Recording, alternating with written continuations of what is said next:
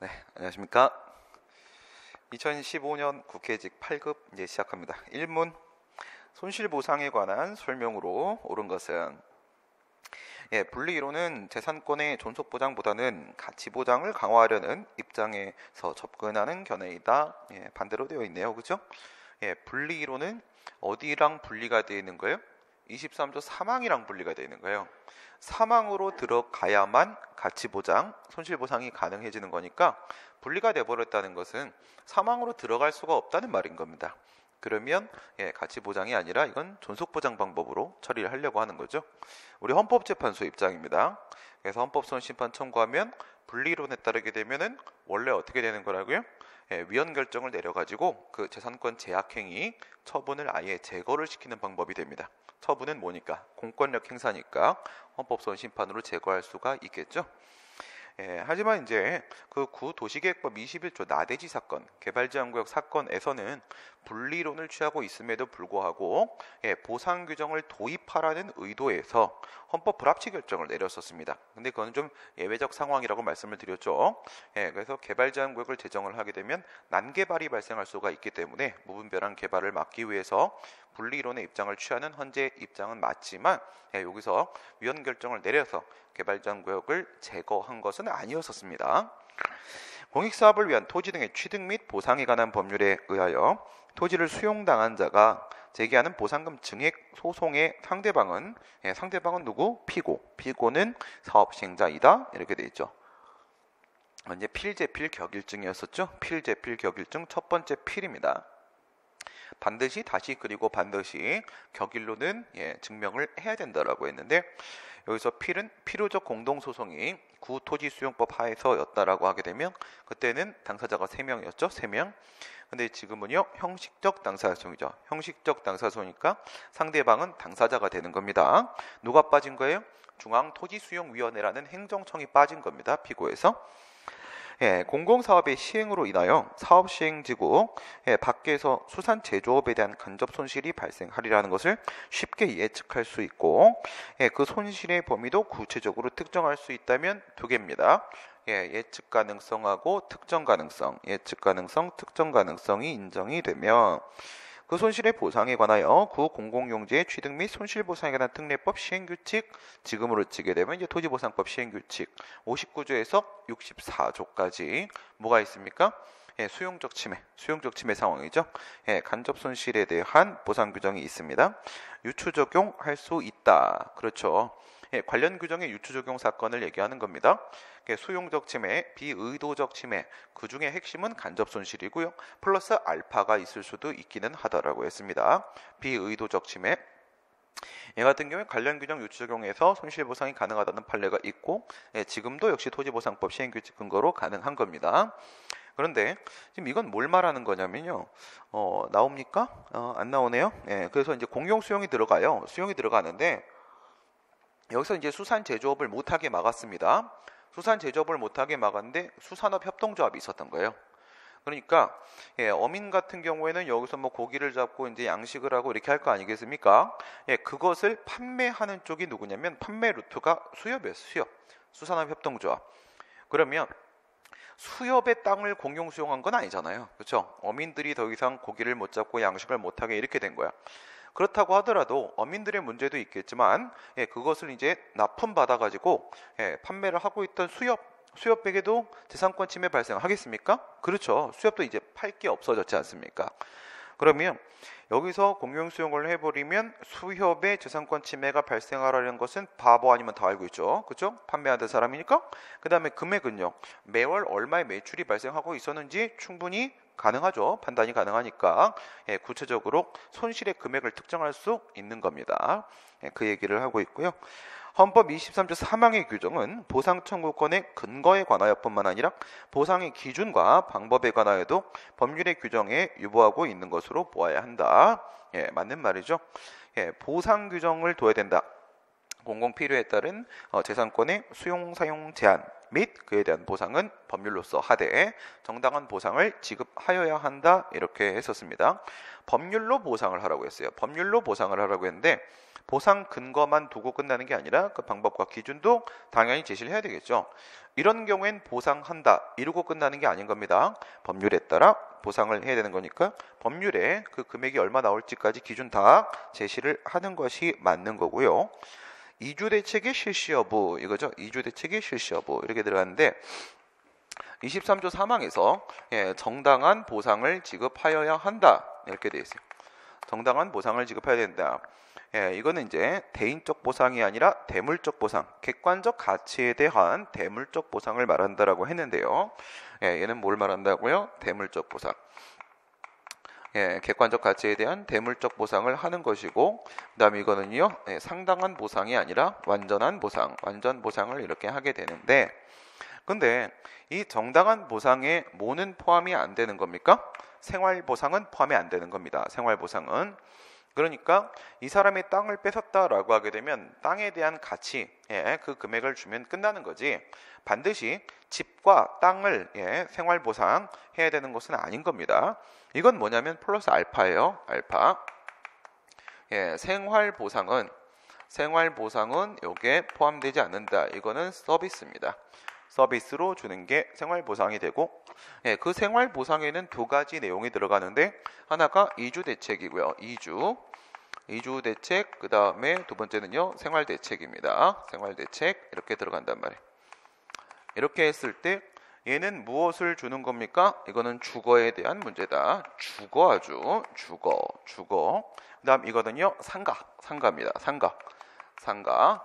그러니까 이거는 살 수 있는 공간을 뭐로 주는 거야? 집 또는 땅, 주택이나 택지, 집 또는 땅을 이렇게 주게 되는 것이고요. 이거는 영업입니다. 영업. 이거는 양재동 화훼단지 생각을 하시면 되는 거라고 했죠. 노량진 수산시장 생각을 하면 되는 거라고 했습니다. 그래서 양쪽에 좀 차이가 있고요. 차이가 있는데 이 부분에 대해서 이거는요 이주대책, 생활대책 이 부분 이거 다 통째로 들어가면 대법원하고 또 바뀌니까 지금 문제대로 이렇게 가봅시다. 이주대책 이거는 일로 넘어가는 게 아니에요. 헌법의 근거에서 바로 인정되는 게 아니란 말입니다. 그러니까 이와 같은 생활보상, 이주대책을 해줄까 말까, 인정을 해줄까 말까의 문제는 재량입니다. 누구의 재량인가요? 입법자의 재량입니다. 입법자의 재량이 되는 것이다. 입법자의 재량인데 우리 공익사업을 위한 토지 등의 취득 및 보상에 가다 보면 78조에 보게 되면 이주대책을 수립하여야 한다 이렇게 돼 있어요. 하여야 한다.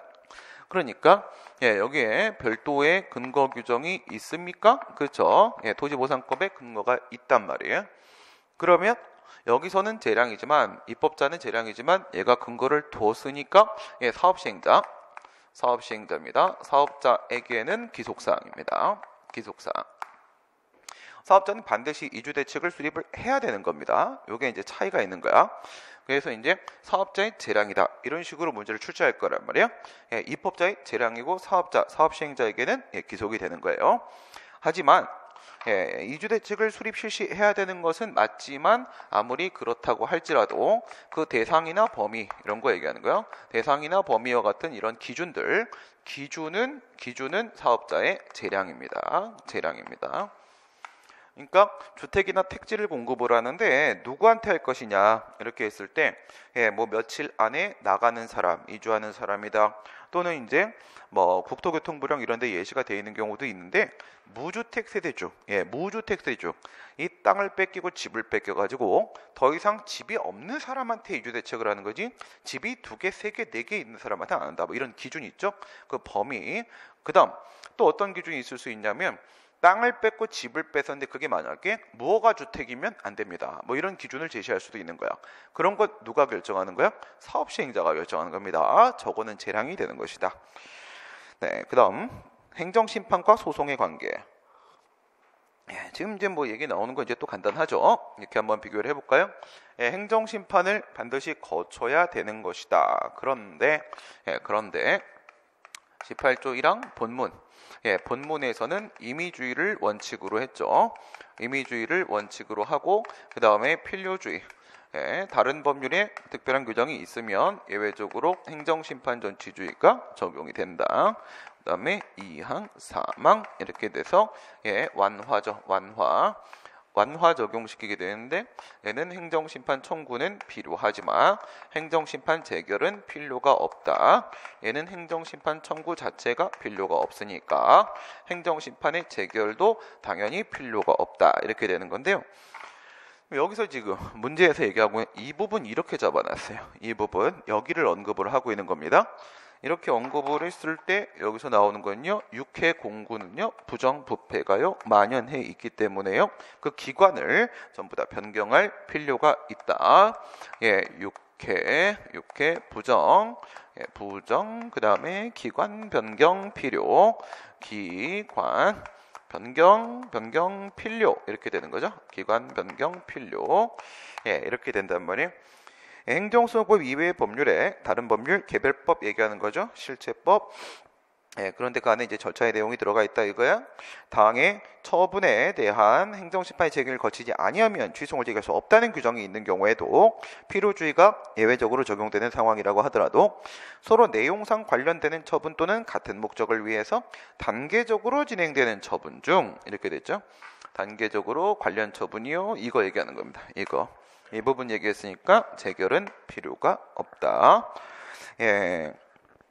어느 하나가 이미 행정심판의 재결을 거친 때에는 행정심판을 제기함이 없이 취소를 제기할 수 있다. 행정소송법 이외의 법률의 당해 처분에 대한 행정심판의 재결을 거치지 아니하면 취소를 제기할 수 없다는 규정이 있는 경우에도 처분의 집행 또는 절차의 속행으로 생길 뭐라고요?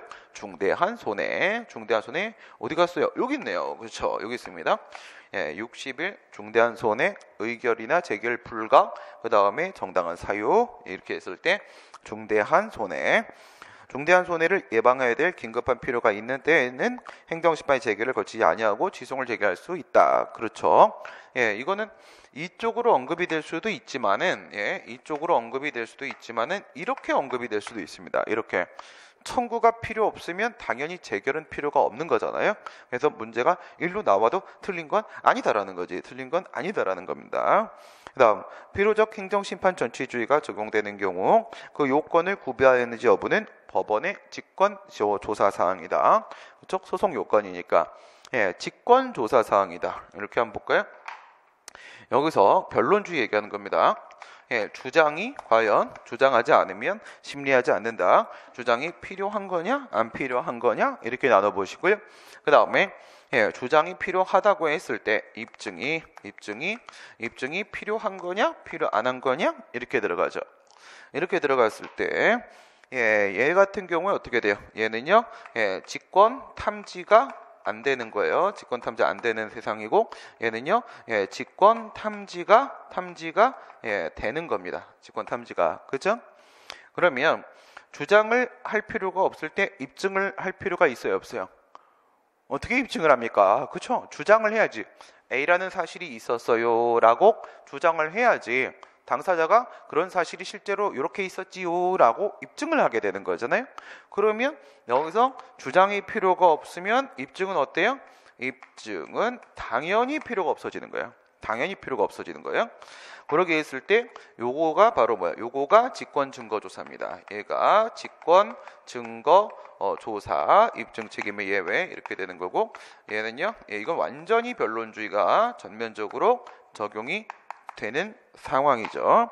이렇게 했을 때 소송 요건은 그 중에 어디에 해당하는 거예요? 소송 요건은 여기에 해당하는 겁니다. 소송 요건은 여기 세 번째 라인이 된단 말이에요.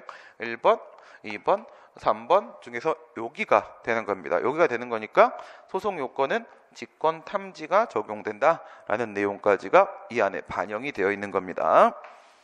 그 다음 기관의 경과 등의 부적법한 심판 제기가 있었고 행정심판위원회가 각하하지 않고 기각 제기를 한 경우는 심판 전체의 요건이 구비된 것으로 볼 수 있다. 틀린 말이 되는 거죠. 부적법했다. 그러니까 재결이 각하 재결이 나왔는지 요건 재결, 본안 재결이 나왔는지는 중요한 문제가 아니라고 했어요. 실제로 적법한 심판이었는지 부적법한 심판이었는지 그게 중요한 거고 적법한 심판을 거쳐야만 행정심판 전치주의를 충족했다. 이렇게 볼 수가 있는 거예요. 예, 이건 어디에도 마찬가지인 겁니까? 제소기간. 제소기간의 특례 규정을 적용할 때도 마찬가지로 예, 적법한 심판을 거쳤을 때만 예, 제소기간 특례 규정 적용을 받을 수가 있습니다. 다만 예외가 뭐가 있어요? 예, 행정소송법 20조 1항 단서에 보시게 되면 예외적으로 심판을 거칠 수 없음에도 거칠 수 있다고 오고지를 했을 때는 그때는 예외적으로 예, 부적법한 심판이어도 제소기간의 특례 규정 적용이 될 수가 있다. 행정심판 전취주의가 적용되는 경우에 행정심판을 거치지 않고 소재기를 하였더라도 사실심 변론 종결 전까지 행정심판을 거친 경우에는 하자는 치유된 것으로 본다. 그렇죠? 예, 그래서 소송 요건은 사실심 변론 종결 시까지인데 협의의 소익은 5가 X로 행정심판 전취주의는 X가 5로 제소 이후에 바뀔 수도 있다라고 했습니다. 예, 3번입니다. 국가와 사인 간의 관계에 대한 공법적 규율과 사법적 규율에 대한 판례 설명으로 옳지 않은 것은 국유재산의 관리청이 하는 행정재산의 사용수익에 대한 허가는 강학상 특허에 해당을 한다. 그렇죠? 공물 사용권을 설정해 주는 겁니다. 1976년도 전까지는 국유재산에 한정하여 사법상 계약으로 본 바도 있긴 합니다만 이후 법이 개정이 되면서 일반재산, 잡종재산에 대한 사법상 계약, 대부계약의 준용 규정이 폐지되었다라고 했습니다. 국유재산의 관리청이 행정재산의 사용수익을 허가한 다음에 그 사용수익하는 자에 대하여 하는 사용료의 부과는 사경제 주체로서 행하는 사법상의 이행 청구이다. 이런 문제 많이 있죠. 예, 이거는 틀린 말이죠. 이거는 특허니까 공법관계의 문제가 되는 겁니다. 예, 이건 어떻게 보는 거예요? 이거는 예, 사방금연 이렇게 하는 거예요. 그렇죠? 사방금연 이렇게 하는 겁니다. 이게 바로 뭐예요? 박근혜 대통령, 전 대통령이죠. 이제 좀 있으면 박근혜 씨가 될 거예요. 예, 박근혜 전 대통령 씨가 예, 했던 가장 나쁜 짓, 뭐 여러 가지 나쁜 짓을 했지만 사방을 금연으로 만든 것이 제일 나쁜 겁니다. 그렇죠? 그래서 지금 갇혀서 담배를 피고 왔지 않습니까? 사용료 징수, 일방적인 취소철의 변상금 징수, 연체료 징수는 이거는 국가가 우월적 지위에서 행위하는 권력행위입니다. 권력행위는 공법관계에만 존재할 수 있는 거고요. 여기서 사용료 부과 뭐라고요? 처분입니다. 그렇죠? 공법관계의 문제가 되는 것입니다. 다만 이제 앞에가 일반 재산의 경우에 대부계약 문제가 언급이 되면 앞에 일반 재산의 대부계약이 언급되면 이거는 사경제 주체로서의 이행 청구가 맞다 이렇게 될 거예요. 앞에가 일반 재산으로 바뀌면 맞는 얘기가 되는 거죠. 그런 문제들도 있습니다. 국립의료원 부설 주차장에 관한 예, 이거 오늘 오전 수업하고 이거 막 겹치네. 그렇죠? 막 겹칩니다. 예, 위탁관리 용역 운영계약은 예, 공법관계로서 이와 관련한 가산금 지급, 채무 부존재에 대한 소송은 행정소송에 의하여야 된다. 그렇게 했죠? 예, 위탁관리 용역계약은 이름만 계약이라고 했고요. 요거는 행정재산의 목적외 사용 허가에 해당을 한다고 했습니다. 그러니까 1번에 따르게 되면 얘는 특허고 처분이 맞는 거죠. 공법관계 문제가 됐고 그 다음에 가산금에 대한 채무가 없다라는 것은 무슨 소송이다? 당사자 소송이다. 당사자 소송 중에서 확인 이행 소송 중에 확인 소송 쪽이 되는 거고요. 국유재산법의 규정에 의하여 총괄청 또는 그 권한을 위임받은 기관은 국유재산을 매각하는 행위는 사경제 주체로서 행하는 사법상의 법률 행위에 지나지 아니한다. 여기서 행정재산이냐 아니면 일반재산이냐 말이 없죠. 예, 그러면 국유재산의 경우에 있어서는 말이에요. 국유재산의 경우에는 행정재산, 공용재산, 공공용재산, 기업용재산, 그 다음에 보존용재산 이렇게 네 가지의 행정재산이 있고 그 다음에 옛날에 잡종재산, 일반재산 이렇게 있지 않습니까? 이 친구는 특허고 공법관계 문제고 이 친구는요 사법관계 문제가 되는데 그런데 우리 법에 보게 되면 국유재산법이나 아니면 공유재산 및 물품관리법에 보시게 되면 뭐라고 되어 있냐면 사건 설정을 할 수 없다라고 되어 있어요. 뭐에 대해서? 얘 얘기하는 겁니다. 예, 얘 같은 경우에는 뭐를 할 수가 없다고요? 얘는요, 사건 설정을 할 수 없다. 행정재산은 사건 설정을 할 수 없다. 반대로 얘기하면 일반 재산은 사건 설정을 할 수가 있다. 이거죠. 반대 해석을 하면 사건 설정을 할 수 있다는 건 처분이 가능하다 이겁니다. 얘 같은 경우는 매각, 파는 거, 매각, 처분을 할 수가 없다 이 말이 되는 거고요. 얘 같은 경우에는 매각, 처분을 할 수가 있다 이 말이 되는 겁니다. 이렇게 여러분들이 이제 보시게 되면 지금 문제에서 매각이라는 말이 나왔잖아요. 매각 그러면 이거 얘기하는 겁니다. 일반 재산. 일반 재산 얘기를 했으니까 사법관계 문제다 이렇게 알아내셔야 되는 겁니다. 그다음 개발부담금의 부가처분이 취소된 경우에 취소 판결이 나왔다, 확정되었다, 취소 재결이 나왔다, 취소 처분이 나왔다, 세 개 뭐든 상관없겠죠? 취소가 되면은 뭐가 제거되는 거예요? 구성 요건적 효력이, 공정력이 제거돼 버리는 것이죠. 제거가 돼버리면 이건 이제 법률상 원인 없는 이득으로서 부당이득이 성립이 될 수가 있을 거고, 그 다음 제거가 됐으니까 구성요건적 효력이 부당이득 반환 청구 소송 제기에도 민사법원이 판단을 할 수가 있습니다. 부당이득 반환 청구성에 대한 문제인데 판례는요 민법이니까 그죠? 민법 741조니까 사건으로 보고 민사소송으로 처리를 하고 있습니다. 사법관계죠. 4번 행정소송에 대한 설명으로 옳지 않은 거부처분의 취소에 확정 판결을 받은 행정청이 사실심 변론 종결 이후 발생한 새로운 사유를 내세워 다시 거부처분을 한 경우도 행정소송법 30조 2항에 규정된 재처분에 해당한다. 행정소송법 30조 2항은 무슨 말이에요? 판결의 취지에 따라 행동한 적법한 재처분이다. 이 얘기를 하는 거예요. 적법한 재처분에 대한 문제는 어떻게 봐야 돼요? 위법한 재처분, 무효인 재처분은 기속력에 위반되는 거잖아. 그러니까 이거는 기속력에 위반되지 않는 적법한 재처분이다. 지금 그렇게 얘기를 하고 있는 거죠. 시간적 적용 범위 말하는 겁니다. 처분 이후에 개정된 법령, 변경된 사정이라고 하게 되면은 그럴 수가 있는 건데 심지어 뭐라고 했어요? 사실심 변론 종결 시 이후라고 했으니까 물론 처분 이유가 되는 거죠. 그런데 이 사실심 변론 종결 시 얘기했다고 해서 기판력이 아니냐 이런 생각하시면 안 됩니다. 왜 안 되는 거냐면 이 사건은요 이랬던 사건이에요. 처분 시하고요. 그 다음에 사실심 변론 종결 시 그냥 판결 시라고 쓰겠습니다. 판결 시하고요. 이렇게 했을 때 이 중간에 아무 일도 없었어요. 이 중간에 아무 일도 없었어요. 법령 개정, 사정 변경 아무 일이 없었어. 아무 일이 없었으면 처분 시 이후다, 판결 시 이후다는 결국 똑같은 말이 되어버리는 거야. 똑같은 말이. 그래서 이 판례가 사실심 변론 종결 시라는 언급을 한 건데 이걸 두고 나서 기판력이라고 잘못 생각하시면 안 되는 겁니다. 그러니까 문제 이렇게 출제된 거예요. 판례를 그대로 옮겨 놓은 건데 잘못된 강의 이제 설명이 있는 수업을 제가 본 적이 있는데 이걸 놓고 판례가 미쳤다라고 강의를 하시는 분이 계셨어요. 판례는 사람이 아니기 때문에 미칠 수가 없어요. 알겠죠? 그래서 틀린 겁니다. 그게 무슨 말이에요? 이거를 모르는 거야. 이 사이에 아무 일도 없었다는 걸 모르고 어떻게 기속력에서 사실심 변론 종결 언급하느냐 이런 얘기를 하는 건데요. 아닙니다. 이런 일 때문에 그렇게 말해도 특별히 문제가 없는 상황이었고요. 행정처의 재량에 속하는 처분이라도 재량권의 한계를 넘거나 그 남용이 있는 때는 법원은 이를 취소할 수 있다고 27조에 써있죠. 27조에. 그렇죠? 행정소송법 27조에는 무하자, 재량에서 의무에 대한 규정을 두고 있습니다. 재량의 하자입니다. 하자. 재량의 용어의 수축 위반, 재량의 불행사 혜택, 재량의 일탈, 재량의 남용 얘기하는 거죠. 어떠한 처분이 상대방의 권리임에 직접적인 영향을 미치는 행위라도 그 처분의 근거가 행정규칙에 규정되어 있는 경우에는 그 처분은 항고성의 대상이 되는 행정처분에 해당하지 않는다. 틀린 말이 되는 거죠. 또 시킨 대로 한번 해볼까? 여기서부터 쓰라고 했습니다.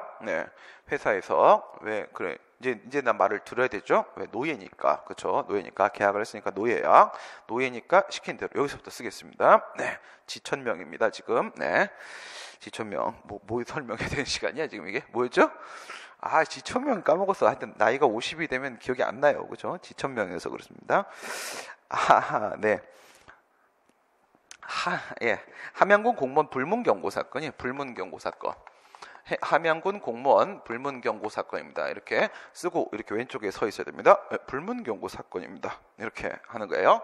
했을 때 얘가 뭐냐면 지방자치단체죠. 지방자치단체 지침 행정규칙에 근거해서 여기 근거해서 불문 경고가 나왔습니다.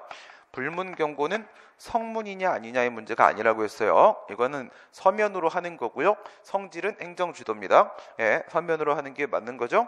예, 그 다음 행정지도니까 원칙적으로는 사실행위가 되는 겁니다. 그런데 이거를 뭐라고 봤었어요? 이거를 처분이라고 봤죠. 처분이 맞다 이렇게 했습니다.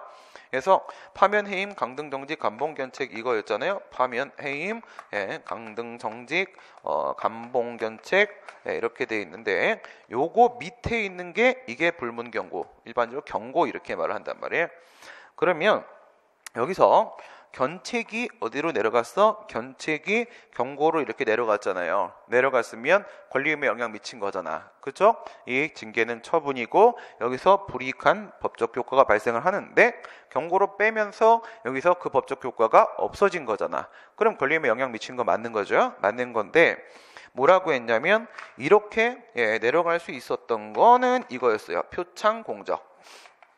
표창공적. 그동안 성실하게 일을 했기 때문에 표창을 많이 받았어요. 표창을 던지면 다 받은 거예요. 표창을 다 받아 놓으니까 이게 바로 내려갈 수 있는 플러스 효과를 발생을 시킨 겁니다. 근데 여기서 뭐라고 했어? 여기서 이 불문 경고를 받게 되면은 이 표창 공적을 일정 기간 동안에 이제 못 받아라고 했어요. 못 받아. 그럼 표창 공적을 받으면 권리의무에 영향을 미치게 되는 거지. 근데 이제 표창 공을 못 받으면 그러면 불문 경고가 권리의무에 영향을 미치는 게 맞는 거죠. 이렇게 들어갔던 거예요. 장래 위헌 방지 필요에 따라서 예외적 처분성을 인정했던 형식적 인정입니다.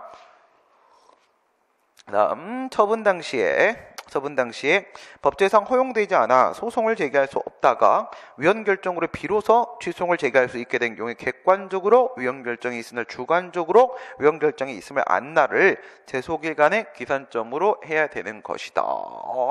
이렇게 되는 거예요. 무슨 말이에요? 처분이 나왔어요. 예, 처분이 이렇게 나왔는데요. 그 처분의 상대방입니다.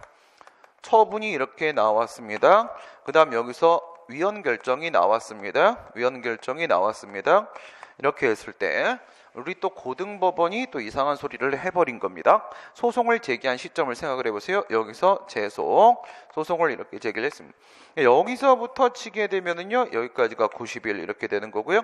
여기서부터 치게 되면요 여기까지가 90일 이렇게 되는 거니까 이렇게 기준으로 하게 되면 1번을 기준으로 하게 되면은 제소기간 도가고 2번을 기준으로 하게 되면 제소기간 준수고 이렇게 되는 겁니다. 그렇죠? 네, 눈을 떠라. 네, 안 감아서? 네, 알겠어. 예, 1에서 2까지 이렇게 된 거야. 이렇게. 예. 그 지천명 앞에서 그러면 안 돼. 알겠어? 지천명에서 약관 정도 되면서 막 눈 감고 그러면 눈알 파. 내가. 알겠지? 예. 최소한 부록 정도. 예. 부록 정도 혹이 나지 않는다라는 뜻이죠. 혹이 나지 않는다. 예. 그 정도는 냈을 때 눈을 감을 수 있습니다. 예. 이렇게 했을 때 예, 이게 맞냐? 이게 맞냐? 라고 했을 때 이게 아니라 이거다라고 얘기를 한 거야. 이거다. 왜 그랬을까? 주관적 제소기간으로 90일, 객관적 제소기간 1년 플러스 알파. 이거는 뭐냐면 이거는 그때부터 주관적으로 그때부터 소송을 제기할 수 있는 여지가 비로소 생기기 때문에 그런 거예요. 객관적으로 처분의 효력이 발생하면 그때부터 소송을 제기할 수 있는 여지가 비로소 생기기 때문에 그런 겁니다. 무슨 말이에요? 제소 가능성입니다. 제소 가능성. 제소가 가능해야 돼요. 그러니까 소송을 제기할 수 있는 상황인데 근데 시간을 놓쳤을 때 그럴 때 불가증이 발생했다라고 하는 거야. 근데 이건 왜 그랬냐면 이거는 소송이 안 되던 시절이에요. 이거는 소송이 안 되는 상황이고 여기서 비로소 소송이 되는 상황으로 바뀐 거예요. 교원지휘법 제10조 3항입니다. 교원지휘법 제10조 3항 같은 경우에는 과거에는 교원소청심사위원회 결정에 대해 소송을 제기할 수 있다. 이렇게 끝났었죠? 지금은 뭐라고 돼 있어? 사립학교법 제2조에 따른 학교 법인 및 경영자 등은 소송을 제기할 수 있다. 이게 포함된 거예요. 이게. 이렇게 봅시다. 방금 얘기 어렵습니까? 안 어렵습니다. 네. 이렇게 되는 거야. 얘가 너 사립학교 법인입니다. 사립학교 법인. 여기 누가 들어와도 마찬가지야. 학교 의장. 학교 의장. 만약에 칼리지면 학장이 등장을 하는 거고요. 학장이 짱이죠. 만약에 그게 한 유니버시티면 이때는 총장이 등장을 하게 되는 겁니다. 이 친구가 갑이라는 교원입니다. 갑이라는 교원에 대해서 뭐를 한 거예요? 징계 등의 처분을 이렇게 한 겁니다. 그러면 이 징계 등의 처분은 처분이 아니에요. 이거는 처분이 아니다죠. 처분이 아니다죠. 그죠? 사법상 행위잖아요. 사립학교법이니까. 그래서 얘가 이제 그 징계에 대해서 뭘 제기했어요? 교원 소청 심사를 청구를 했단 말이에요. 그래서 여기서 이제 교원 소청 심사를 이렇게 청구를 했는데 여기서 뭐가 나왔냐? 취소 결정이 나왔다. 인용이 됐습니다. 취소 결정이 나왔습니다. 그럼 이건 뭐예요? 처분으로서의 재결. 이건 처분이 맞죠. 당사자 심판에서 나온 처분으로서의 재결인데 누가 누구를 상대로 소송을 제기해요? 얘가 이거에 대해 소송을 이렇게 제기를 하는 상황이죠. 제소를 한단 말이에요. 이거는 얘한테 침입적인 거잖아. 그쵸? 이거 취소 결정 같은 경우에는 이 친구의 인사권을 침해하는 것으로서 침입적이니까 얘가 이렇게 소송을 제기하는 상황인데 과거에 이게 안 된다고 돼 있었단 말이에요. 원래 못 제기하는 건데 야 처분 나오고 나서 90일 지났으니까 안 돼 이제 이러면 안 되는 거잖아. 원래부터 못 제기하는 거란 말이야.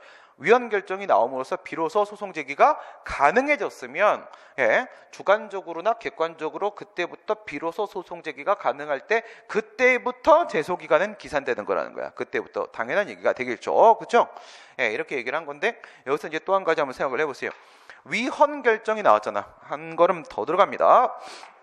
위헌 결정, 교원만 소송을 제기할 수 있다라고 하게 되면 사립학교 법인의 재판청권을 침해하게 되고 교원과 평등화 즉 차별을 하게 되고 이러면서 이제 인정을 하게 됐어. 하지만 뭐는 아닙니까? 지금처럼 입법된 건 아니었단 말이야. 입법된 건 아니었단 말입니다. 명문으로 사립학교 법인 등의 그 원고 적격을 지금처럼 인정했던 건 아니야. 위헌 결정만 나왔던 상황이란 말이에요. 그러면 제소의 여지가 있는 상황이 없는 상황, 있는 상황이 맞다. 있는 상황이 맞다. 왜? 법률상 이익이 인정된다. 이 부분까지 가는 겁니다. 법률상. 위헌 결정 나왔다는 것만 갖고 교원만 소송을 제기할 수 있는 건 아니야. 여기까지 끝난 거잖아.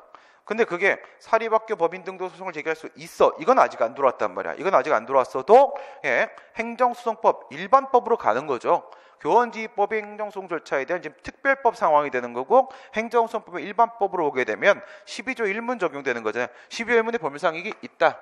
이렇게 되니까 이때부터 소송을 제기할 수 있는 게 맞는 거야. 이때부터. 이건 또 어디는 아닌 거야. 어디는 아닌 거야. 이 중간에 입법되었을 때 여기서부터 소송을 제기할 수 있다. 이렇게 가는 거 아니란 말이야. 이렇게 가는 게 아니라 여기서부터 가는 거라고. 여기서부터 법률상이익이 인정되니까. 조금 어려운 얘기였고요. 불특정 다수인에게 고시 또는 공고하는 경우에 일반 처분이죠. 상대방이 고시 또는 공고 사실을 현실적으로 알았는지와 무관하게 고시의 효력이 발생한 날에 처분이 있음을 알았다고 보아야 된다. 그렇죠?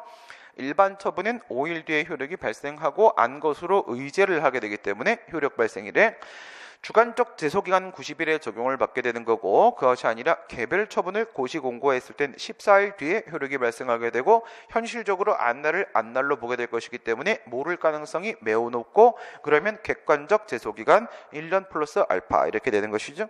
실효성 확보 수단에 대한 설명으로 옳지 않은 것은 국세징수법상 공매 통지 자체는 항고송의 대상이 되는 행정처분이다. 이거 세 개죠. 세 개. 공매 그 다음 공매 결정, 그 다음 공매 통지 이렇게 되는 거예요. 공매 결정은 이 재산을 갑의 재산 이거를 우리 환가해야겠다, 경매 붙여야겠다라는 건 내부행위, 내부적 결정이 되는 거고 처분이 아닙니다.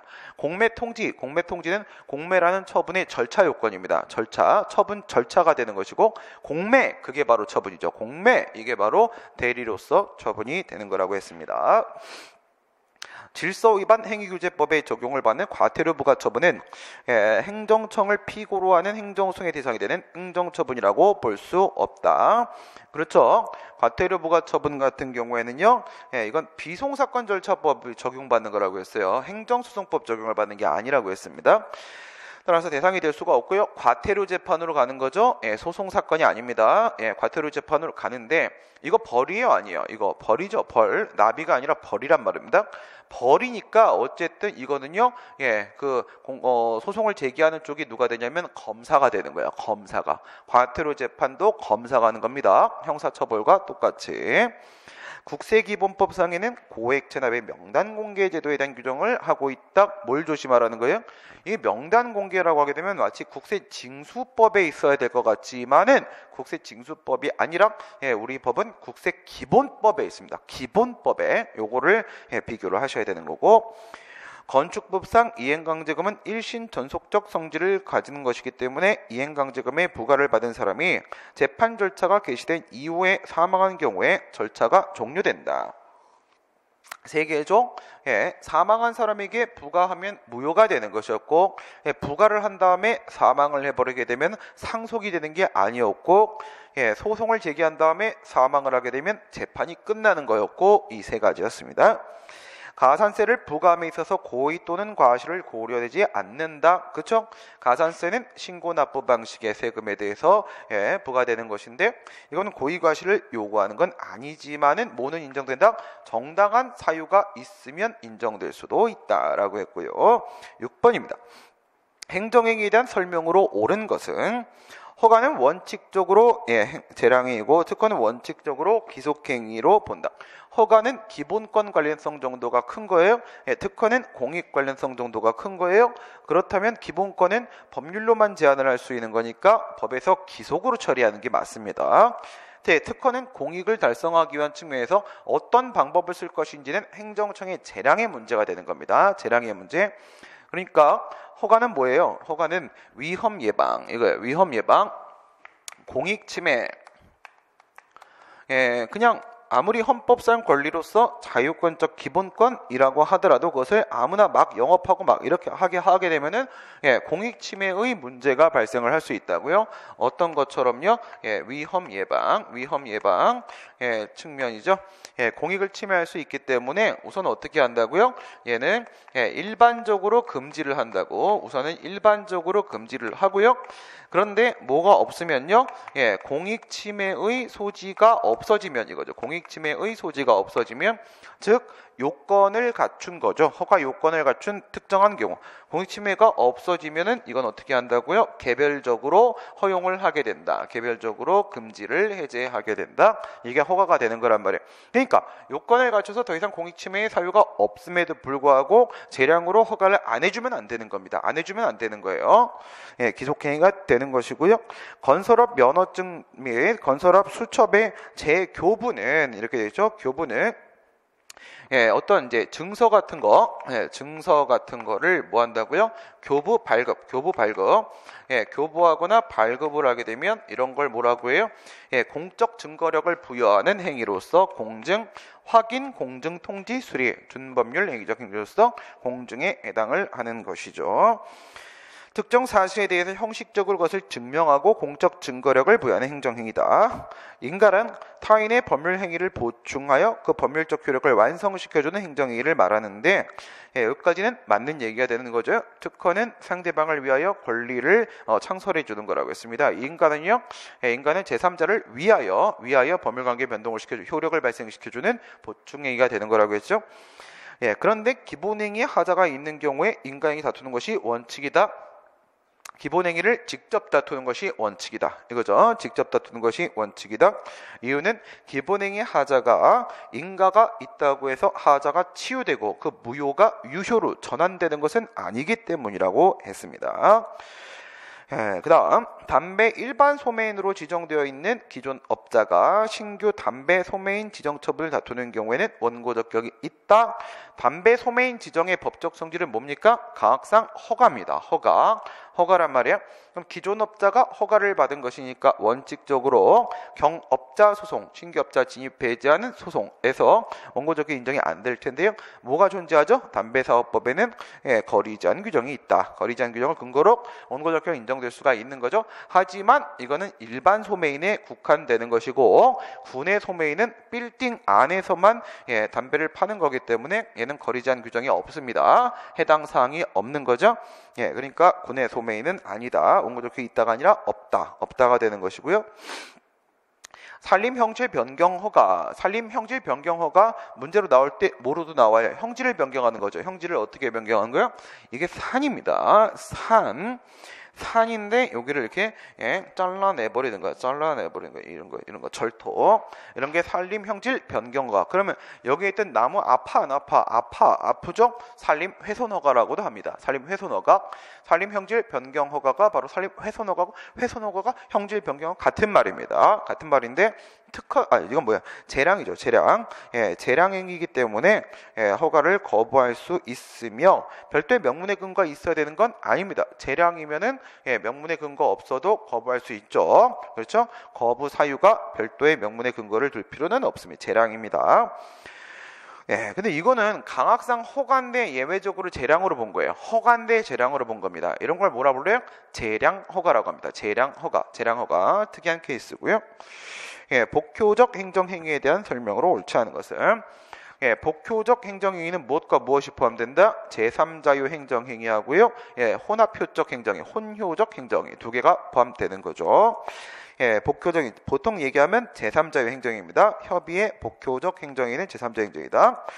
기존 시내버스 업자는 시외버스 사업을 하는 자에 대해 시내버스 전원함을 허용하는 사업계획 변경 인가 처분에 취소를 구할 법률상이익이 있다. 맞는 얘기입니까? 맞는 얘기죠. 시외를 하게 되면 시내하고 겹치는 게 없죠. 그런데 얘가 시내로 바뀌는 순간 이제 얘는 신규업자가 된 거야. 시내에서는 신규업자가 된 거야.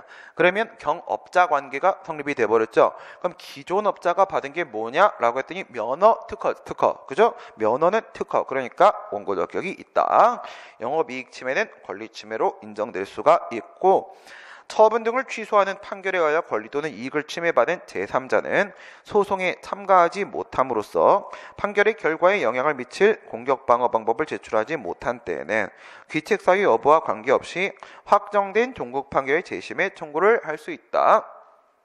행정소송법 31조의 재심 청구를 말하는 거죠. 재심 청구는요, 이미 확정돼서 기판력이 발생했음에도 불구하고 중대한 결함이 있는 판결의 경우에 있어서 인정되는 비상의 불복 절차이기 때문에 이와 같은 비상 절차의 경우에 있어서는 자기의 책임 없는 사유에 되는 겁니다. 자기의 책임 없는 사유, 자기의 책임 없는 이유로 소송 참가를 못했어야 되는 겁니다. 그래서 틀린 게 되는 것이고, 행정심판위원회는 필요하다고 인정을 하면 심판 결과에 이해관계가 있는 제3자에게 그 사건의 심판에 참가할 것을 요구할 수 있으며, 이 요구를 받은 제3자는 지체 없이 참가 여부를 위원회에게 통지해야 된다.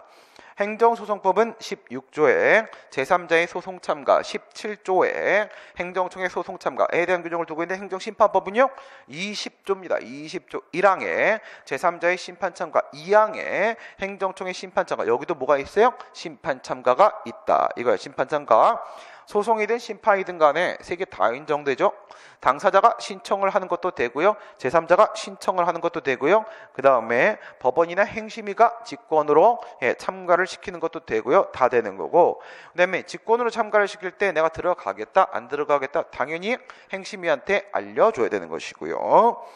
행정소송법은 제3자의 행정에 있어서 제3자도 집행정지를 신청할 수 있는지에 대해서 규정을 따로 두고 있는 게 아니다. 그렇죠. 행정소송법 23조에 집행정지 규정을 두면서 제3자의 집행정지란 말은 언급이 없습니다. 그럼 가능한 겁니까? 불가능한 겁니까? 가능한 겁니다. 가능한 겁니다. 제3자도 제3자 소송에서 집행정지 신청할 수 있는 건 맞는데 그에 관한 명문의 근거가 있는 건 아닙니다. 법원은 소송의 결과에 따라 권리 또는 이익을 침해받은 제3자가 있는 경우에는 당사자 또는 제3자의 신청 또는 직권에 의해 결정으로서 제3자의 소송을 참가시킬 수 있다. 16조 얘기하고 있는 거고요. 위에는 2번에 심판 참가하고 차이가 없습니다. 8번. 행정청의 재량권 행사에 대한 설명. 행정절차법에는 행정처분의 처분 기준을 설정 공표할 때 몇 조입니까? 이거는 20조입니다. 20조. 우리가 알고 있는 바로 사무처리 기준 재량준칙이 바로 보통 이에 해당을 하겠죠. 처분 기준을 설정 공표할 때 20조 그 기준의 구체성은 처분의 공정성과 합리성을 보장을 하고 당사자 등에게 예측 가능성을 보장하는 정도의 것이어야 한다. 어떤 기준에 따라서 처분이 행해질 것인지를 충분히 알 수 있는 정도로 처분 기준을 제시해 주는 게 맞겠고요. 그 다음에 이 부분에 대해서 그래도 모르겠으면 뭘 할 수 있어요? 해석 설명 요청권이 인정이 된다라고 했습니다. 이래도 모르겠으면 해석 설명 요청권이 인정이 되고, 제재 처분에 대한 임의적 감경 규정을 두는 경우에 감경 여부는 행정청의 재량에 속하므로 존재하는 감경 사유를 고려하지 않았거나 일부를 누락시켰다 하더라도 이는 위법하다고 할 수 없다. 그러니까 2분의 1의 범위 내에서 감경할 수 있다. 뭐 이렇게 뭐 과징금이든 영업정지든 그렇게 되어 있잖아요. 그러면 그거는 그 범위 안에서 재량이 인정되는 겁니다. 재량이 인정되는 건데 그 사유에 해당함에도 불구하고 만약에 전혀 이거를 적용을 안 시키면 이것도 재량의 불행사고 누락하면 이것도 재량의 혜택가 맞는 겁니다. 그래서 임의적 감경 규정, 재량 감경 규정이죠. 이 안에 재량권 인정되니까 이 안에도 뭐가 인정될 수 있다? 재량의 하자가 인정될 수 있다. 여객자동차운수사업법에 의한 개인택시 운송사업 면허는 특정인에게 권리나 이익을 부여하는 행정행위로서 법령에 특별한 규정이 없는 한 재량행위이다. 맞습니까? 그렇죠. 여객자동차 운송사업 면허 다 특허입니다. 알겠어요? 여객자동차 운송사업 면허, 뭐 버스든 회사 택시든 개인 택시든 전부 특허고 재량이 맞습니다. 그다음 행정절차법에 따라 공표된 처분 기준이 명확하지 않은 게 나오네. 그쵸? 당사자 등은 해당 행정청에 그 해석 또는 설명을 요청할 수 있으며 해석 설명 요청권이 인정이 된다고 했고요. 해당 행정청은 특별한 사정이 없으면 그 요청에 따라서 설명해 줘야 되는 건 당연하겠고요. 음주 측정 거부, 이거는요 2000년대 후반쯤이죠. 2000년 후반 쪽에 이게 법이 개정된 겁니다. 옛날에는 음주 측정 거부를 하게 되면 면허를 취소할 수 있다였어요. 할 수 있다인데 지금은요 필요적으로 해야 한다로 바뀌어 있습니다. 기속행위입니다. 음주 측정 거부를 이유로 운전면허 취소를 함에 있어서 행정청이 그 취소 여부를 선택할 수 있는 재량의 여지가 없음이 법문상 명백하므로 취소가 기속사항이라고 규정이 되어 있고요. 우리 도로교통법 93조입니다. 재량권의 일탈 남용 여부의 문제는 생길 수 없다. 기속이니까 그렇습니다. 9번입니다. 판례상 당사자 소송이 아닌 것은 광주 민주화운동에 관련자 보상에 관한 법률, 그 보상금 지급에 관한 소송은 뭐가 되는 거예요? 이거는 공법이고 처분적 법률입니다. 처분적 법률이니까 이에 근거해서 구체적인 권리, 보상 청구권이 바로 발생을 하게 되는 것이고, 따라서 처분이 따로 나오는 게 아니니까 항고송을 제기하는 게 아니라 바로 당사소송 들어가는 건데, 여기에는 예외적으로 뭐가 있습니까? 제소기간 규정이 60일이 있어서 우리 행정소송법 41조에 따르게 되면 그것은 불변 기간이 되는 거라고 했습니다. 공무원 연금법령의 개정으로 퇴직 연금 중 일부 금액의 지급이 정지되어 미지급된 퇴직 연금의 지급을 고하는 소송은 뭐가 되는 겁니까? 이거는 이런 문제가 있고 이런 문제가 있지 않습니까? 이런 문제가 있는데 이런 문제가 있습니다. 무슨 말이냐면 지급의 문제인 것인가, 아니면 정지의 문제인 것인가. 정지 지금 얘기하는 정지, 감액 얘기하는 거죠. 감액 정지의 문제인 것인가에 따라서 얘 같은 경우에는 어떻게 돼요? 이거는 지급 신청을 이렇게 하잖아요. 그러면 여기서 이렇게 지급 결정을 하지 않습니까? 그럼 이 지급 결정은 뭐가 되는 거예요? 확인입니다. 확인, 처분이 맞는 거죠. 처분이 맞는 거고. 그 다음에 공무원 연금법령이 개정되고 감액이 됐을 때 그 미지급분에 대한 추가 지급 신청을 했단 말이에요. 이거는 미지급분에 대한 추가 지급입니다. 이거는 무슨 지급? 이거는 추가 지급, 이건 신규 지급. 추가 지급 신청을 했을 때 그에 대해서 만약에 지급 결정을 한다고, 추가 지급 결정을 한다고 하더라도 얘는 처분이 아니라는 겁니다. 아니라는 거죠. 아닐 수밖에 없는 이유는 바로 뭐냐면 이게 확인이기 때문에 그런 겁니다. 이게 처분이 아니게 되는 것은 저게 바로 준법률 행위적 행정행위, 준법률 행위이기 때문에 그런 거죠. 그래서 공무원 연금법령에 연동되는 겁니다. 그러니까 이쪽은 뭐로 가요? 왼쪽은요? 예, 왼쪽은요 항고송입니다. 만약에 지급 거부를 하게 되잖아요. 여기서 이제 지급 거부를 하게 되면 항고 소송을 제기하는 거고, 이 같은 경우에는 추가 지급 신청을 했는데 그거를 거부를 하게 되면 이거는요, 예, 처분이 아니니까 당사자 소송을 제기하게 되는 그런 상황이 되는 겁니다. 도시 및 주거환경정비법, 도시환경정비, 주거환경정비법상에 예, 주택 재건축 정비 사업조합을 상대로 관리처분 계획안에 대한 조합총회 결의의 효력을 다투는 소송, 예, 이렇게 돼 있죠. 이건 뭐 얘기하는 거예요? 관리처분 계획안에 대한 건 당사소송, 관리처분 계획에 대한 건 이거는 항고소송이 되는 겁니다. 여기서 관리처분 계획에 대한 승인이 나오면, 인가가 나오면 그건 법적 성질이 강학상 인가, 이러면 행정계획 처분으로 전환되는 거라고 했었고요. 공무원 연금관리공단의 급여 결정에 관한 소송, 이게 이거예요. 이게 왼쪽 거. 예, 급여 신청을 했는데 퇴직급여를 거부했다라고 하게 되면 이거는 처분이 맞으니까 항고소송이 되는 겁니다. 이거는 당사소송이 아니라 항고소송이 되는 거고요. 한국전력공사가 텔레비전 방송 수신료 징수 권한이 있는지 여부를 다투는 소송, 이건 뭐가 되는 거예요? 방송 수신료 징수 권한, 원래는 누가 해야 돼? 한국방송공사가 해야 됩니다. KBS라고 합니다. 우리가 예, 한국방송공사, KBS 아십니까? 예, 요즘에는 JTBC. 그래서 한국방송공사, 얘가 이제 원래 얘가 해야 되는 건데 누가 해요? 전기료 고지될 때 같이 들어오잖아요. 같이 들어오잖아. 이거는 무슨 관계? 예, 공법 관계니까 당사소송이 되는 겁니다. 마지막 문제입니다. 국가배상에 대한 설명으로 옳지 않은 것을, 국가배상 청구소송을 제기하기 전에 반드시 국가배상심의회의 결정을 거치지 않아도 된다. 국법에서는 반드시 거쳐야 된다. 지금은 임의적 사항입니다. 그래서 지금 거의 다 그냥 바로 소송을 제기하지, 민사소송을 제기하지, 이 심의 신청을 하는 경우가 거의 없습니다. 지금은. 법령의 해석이 복잡 미묘하여 어렵고 학설 판례가 통일되지 않아. 이건 뭐예요? 귀일 X, 통일 X 뭐예요? 그렇죠? 예, 통일 X, 귀일 X 이렇게 문제가 출제되죠. 예, 학설과 판례가 하나로 귀일되지 않는다. 예, 학설과 판례가 입장이 하나로 통일되지 못한다. 그러면 과실이 없는 겁니다. 그렇죠? 이러면 과실이 없다. 공무원이 신중을 기해 그중 어느 한 설을 취하여 처리한 경우에는 해석이 결과적으로 위협한 것이었다 하더라도 국가배상법상의 과실은 인정할 수가 없다. 맞는 말이죠.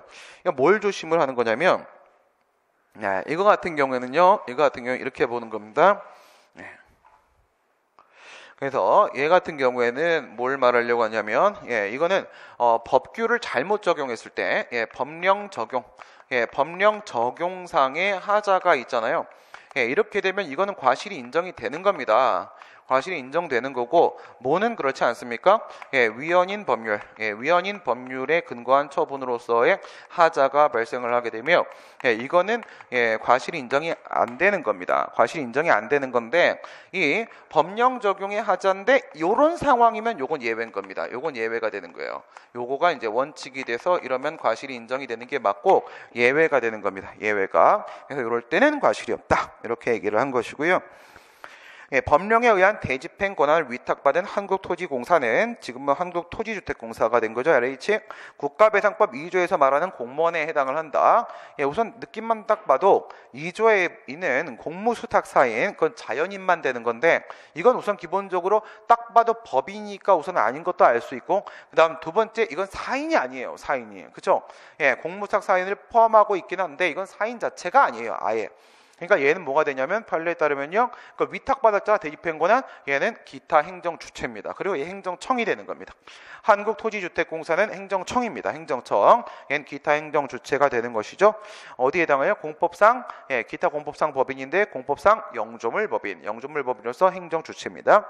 마지막, 공무원이 자기 소유의 차량으로 공무수행중 사고를 일으킨 경우에, 그러니까 이거는 이제 자동차 사고인지를 보시고 인적 손해인지를 보시라고 했습니다. 인적 손해 문제까지 가면 이때는 국가배상법으로 바로 들어가는 게 아니라 우선은 자동차 손해배상보장법 자배법으로 가게 되는 것이죠.